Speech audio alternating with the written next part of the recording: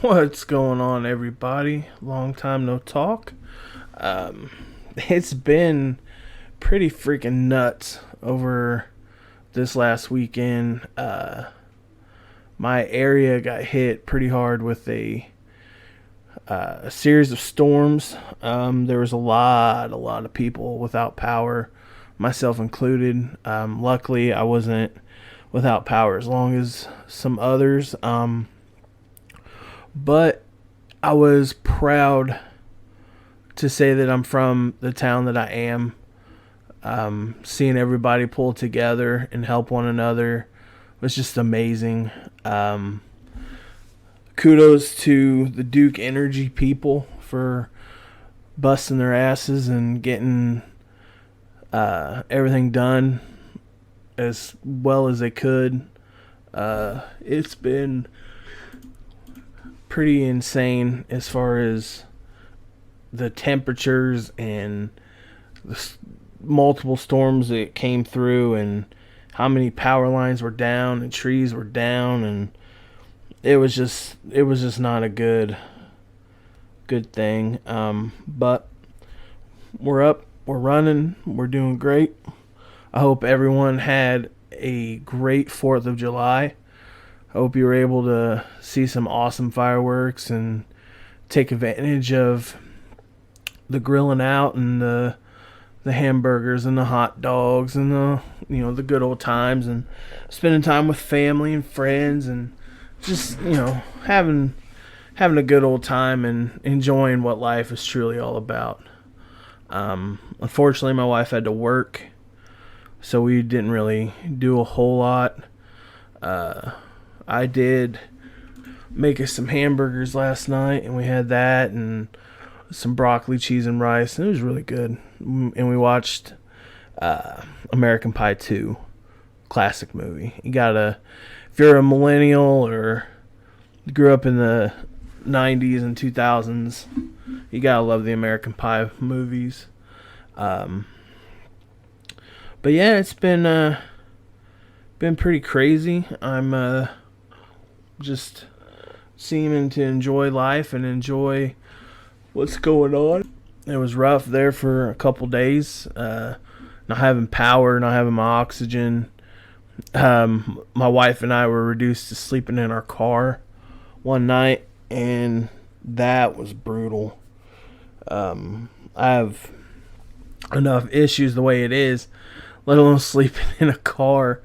You want to talk about knee and hip pain? Ugh.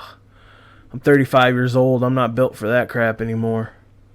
But yeah, it was rough. I don't think I've sweat that much in my entire life than I did in those 2.5 days. But yeah, it was pretty rough. But I was glad to see everybody come together and help out as much as possible. But yeah, once everything came on, and I was able to sit around and not, feel like I'm having a heat stroke. I ended up watching Clerks 3 finally. I'm going to go ahead and say spoiler alert if you haven't seen it. I know there's a lot of people that have, so I'm going to talk about it real quick and kind of give my review on that. People that know me know I'm a huge Kevin Smith fan, have been for a long time. I pretty much like anything he's done. He has had his blunders, just like every director has. We won't talk about Tusk or Cop Out. I think the best thing about Cop Out came his comments about one Bruce Willis and about how he'd take 1,000 Ben Afflecks over one Bruce Willis. But about Clerks 3, I think it's a great wrap up if he decides that it's the wrap up.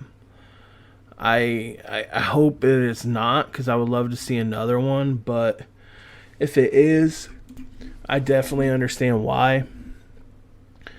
So again, I'm going to say it one more time. Fast forward if you want. But there will be spoilers said. So if you haven't seen it, please go watch it if you can. Come back. But yeah, so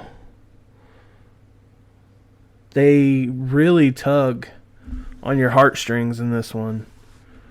I mean, Becky died. Dante doesn't even get to really be with Becky. Like, she got hit and killed by a drunk driver. And then him and Randall just kind of had that falling out. And, like, Randall has the heart attack. And I don't know. I just love how it goes with Kevin Smith's life. And the fact that he had the Widowmaker. And the fact that he lived. And it's just, I love that Clerks 3 shows that, and it also shows that he made Clerks, so it's like a flashback, but it's not. Like, you see the process of what it took to make Clerks, and they left some things out, like they don't talk about him selling his comic collection to kind of fund the movie and all that stuff, but like they put a new age spin on it, and the fact that Dante has to go back to his ex for money to film this movie, and then you gotta love the fact, one, that at the beginning of the movie, pretty much the entire secret stash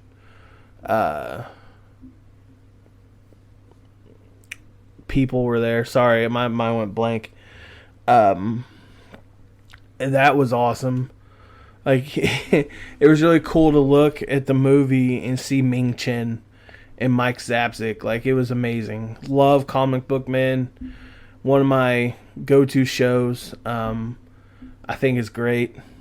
But, so that was, like, really cool. And then you just see everything that was going on, and then you learn that Becky passed, and then you see the struggle that Dante has with still dealing with the fact that she's dead, even though it had been so many years later, and the ghost of Becky showing up and like just kind of trying to help him through life. And then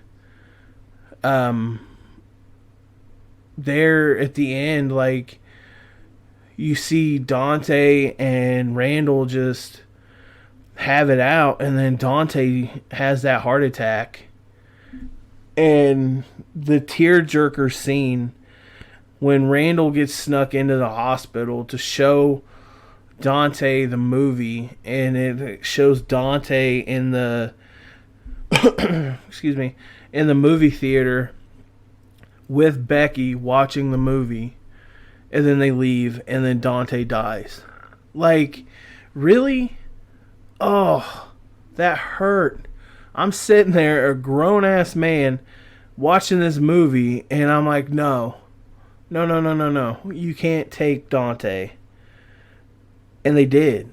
And then fast forward to the funeral, and then it ends up being Elias and Randall at the end running the quick stop because Elias buys out Dante's part from his ex-wife. So then going forward, it's going to be Randall and Elias, excuse me. So it's interesting to see where they're going to go, if they even go anywhere with this. Jay and Silent Bob in it were amazing as always. Hilarious. Anytime you get Jay Muse and Kevin Smith together on anything, you got my attention.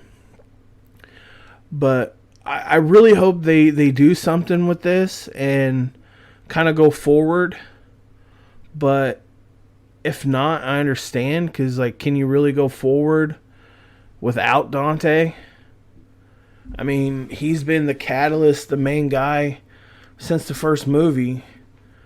So if they go somewhere with it, I could see it. If they don't, I can see it.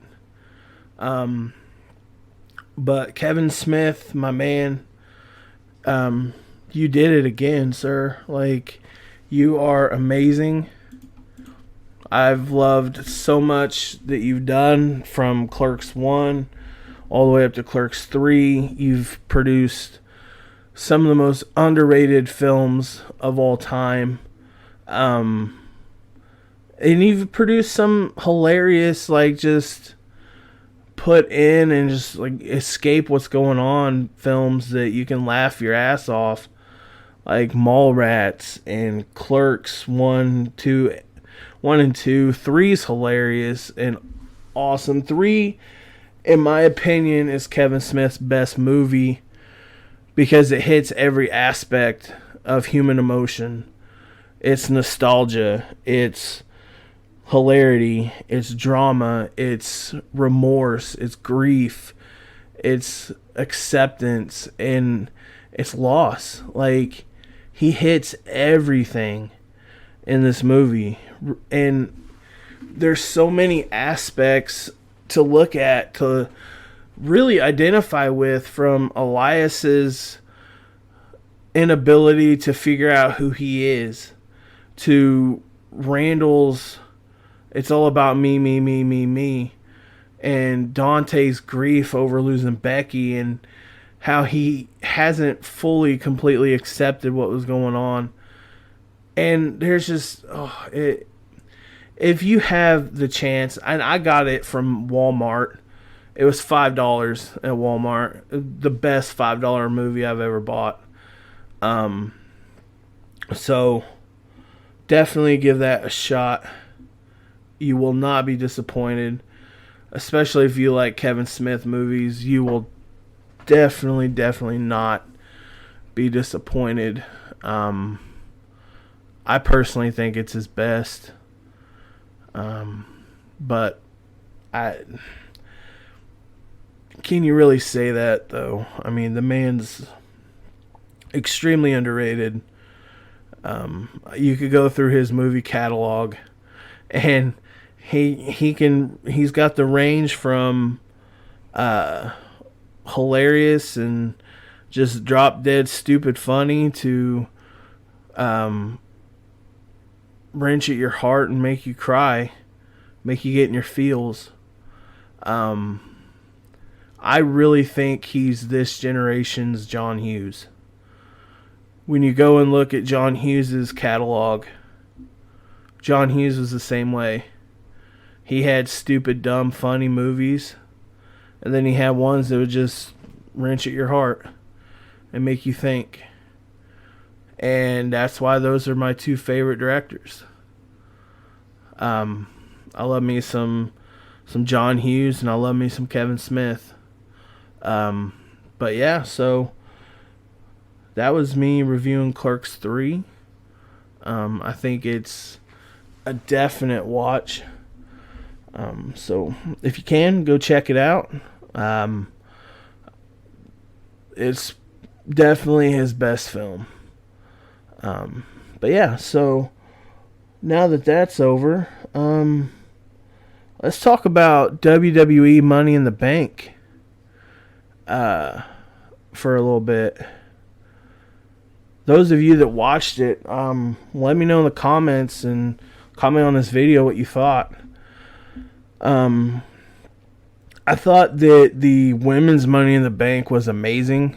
I knew going into it, Io Sky was going to win. You could kind of tell that that's the direction that they were going. It was pretty obvious, but it was still an amazing match. There for a second, though, I did kind of think that maybe they were leaning towards Bayley, but they opted not to. They still went with Io Sky, which I think is the best decision. How about Samantha Irvine's screw-up and saying Bailey was from Judgment Day instead of Damage Control. Oh, hi, buddy. My hound dog decided to join me. He wants in on the Money in the Bank conversation. He watched it with me. The Usos coming out on top on Roman and Solo. That was something. I didn't know that they were just gonna clean win like that. So that was interesting to see. Roman getting pinned for the first time in, I think, what they say, 3.5 years, getting pinned clean.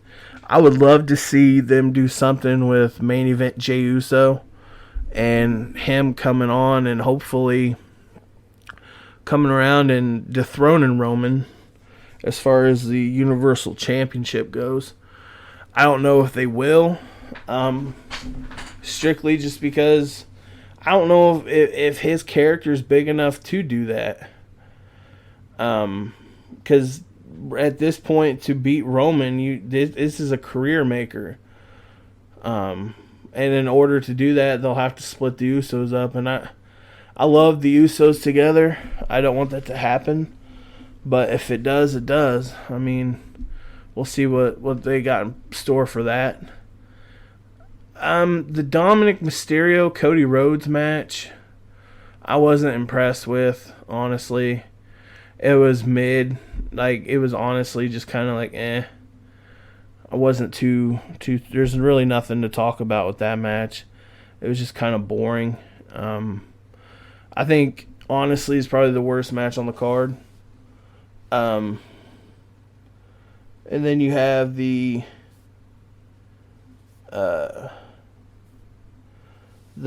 Gunther and Matt Riddle Intercontinental title match with a returning Drew McIntyre at the end. That was interesting. I was glad to see Drew come back. I thought those two had a really good match. I was really entertained with Matt Riddle and Gunther. Anytime you get Gunther out there, you got my attention. Big fan. Love watching that dude wrestle. And Imperium's so badass. I really did like that. I don't know how long they're gonna go with this Intercontinental title reign. I think it would be interesting to see what happens with that. I think Gunther should be the one to dethrone Roman. I think that's a career maker, and Gunther, he's a guy you can build a future around. I really think that. So I think he should be the one to defeat Roman Reigns for the Undisputed Universal Championship. And speaking of championships, you got the match with Seth Rollins and Seth freaking Rollins and Finn Balor for the World Heavyweight title. I'm just going to go ahead and put this out there. I was disappointed with that match. I thought it was going to be a lot better. Not saying it was bad. It was not bad by any stretch of the imagination, but I thought it was going to be better. For some reason, I didn't see the magic that I was hoping or expecting to see with Finn and Seth Rollins, because separately, they're both two of the most talented professional wrestlers on the planet. But you put them two in there, and I don't know. I didn't see it. There's just sometimes guys just don't have chemistry, and with the promos and on paper, they look like they do, but then for some reason that night, to me personally, they just didn't have it. And I mentioned Drew McIntyre returning. Can we talk about the return of John Cena? I know it's not a return, but the dude came in and the crowd went nuts. And he's hyping up a possible WrestleMania in London. Like, how amazing would that be? And you think of all the WrestleManias, and it's crazy to think that they haven't been in London yet. And they're not in London as far as like premium live events or pay-per-views or whatever you want to call them now, as much as they should. London and England as a whole has such a rich history when it comes to wrestling. And they've produced some of the greatest wrestlers of all time. William Regal, the British Bulldog, like, and the list goes on. Wade Barrett. Like, they've produced amazing, amazing talent. And London and England, the UK is just rich in professional wrestling roots. So hopefully we get to see that. And there was like a little promo skit with Grayson Waller and John Cena. Grayson Waller attacked John Cena, and John Cena gave him the attitude adjustment. I did see that they're possibly pushing for a Grayson Waller-John Cena match at SummerSlam. We'll see if that happens. And then we're off to the biggest surprise / blunder, in my opinion, of the night, and that is the men's Money in the Bank ladder match, where Damian Priest ends up becoming Mr. Money in the Bank, and they should have given the Money in the Bank briefcase to Mr. L.A. Knight. That crowd, when he came out, went stupid. He got a Stone Cold Steve Austin, Rock, Undertaker reaction. This dude is over and over and over. I don't think there is a wrestler on the planet right now as over as LA Knight is. And the fact that he didn't win the Money in the Bank, I thought was a travesty. Kudos to Damian Priest. Like, I'm happy for him. Like, that's awesome. Damian Priest is not a bad option to have. I'm excited to see how this correlates with him and being in Judgment Day and all that hoopla. But, like, there's no one more over than LA Knight right now. I'm going to go ahead and do it. Yeah. As he likes to say. I did see Triple H say, watch what's happened next. So we'll see about that. But I still think he should have got it. But we'll see how that ends up going. Oh, yeah. And the I forgot. My bad. The Shayna Baszler turning on Ronda Rousey. That's crazy. I did see, though, that Ronda is talking about quitting after SummerSlam, which I did see going before all this. Earlier last week, I did see an article talking about how since Amanda Nunes retired in the UFC, that they're trying to bring Ronda Rousey back. So I definitely could see that. I knew she'd eventually probably try and go back, or would definitely not be long term in WWE. She's lasted longer than I thought, but anyway, I digress. So yeah, I just wanted to get to you guys and let you know what's going on. Do a little review of Clerks or Clerks 3, sorry, and do some more WWE reviews with Money in the Bank.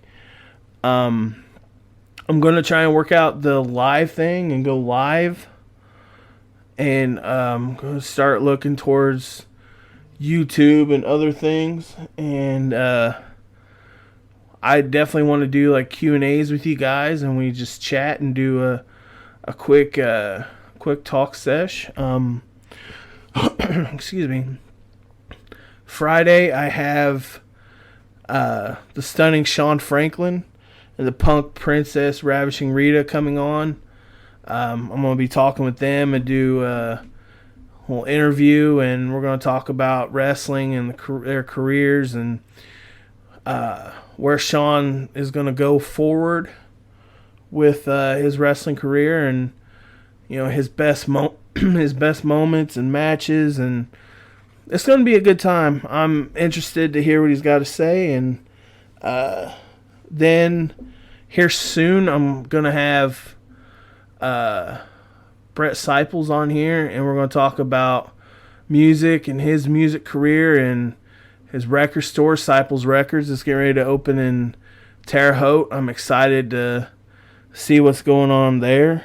They've been doing some work and getting that set up, and I can't wait to go and buy some stuff and check out some awesome records and talk about music and what he's done with his music and his highlights of drumming and playing and doing all that good stuff.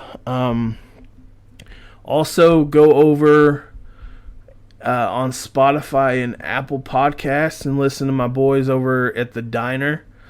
You want some good, wholesome entertainment. These dudes are hilarious. They're one of my favorites to listen to. So go give them a listen and a follow, and I will hop off here and not take up any more of your time.